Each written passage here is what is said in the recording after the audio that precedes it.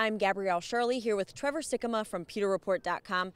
Trevor, today there was a lot of talk about Jameis Winston's leadership.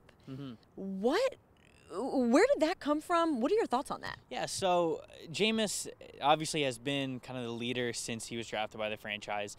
And I think the questions today were kind of how he's evolved as a leader over the last 4 years that he's been here. Because when he got here and when he was at Florida State, he was known as a very passionate guy, a very emotional guy. He would get people riled up with pregame speeches and kind of getting in their face and being very animated. And that's how he would lead. He would try to get people pumped up like that. And so today, the questions that were asked of him were, have you changed as a leader? And he said that he has. He talked about becoming a father and now being a family man and just seeing how it's like having teammates that are grown men, not kids that are in college. And he's like, I've realized that sometimes leading isn't always getting people riled up. Sometimes it's in the quiet, the one-on-one, giving somebody a little motivation on the side, things like that. And so he talked about how he's evolved as a leader. He still is the leader of this team.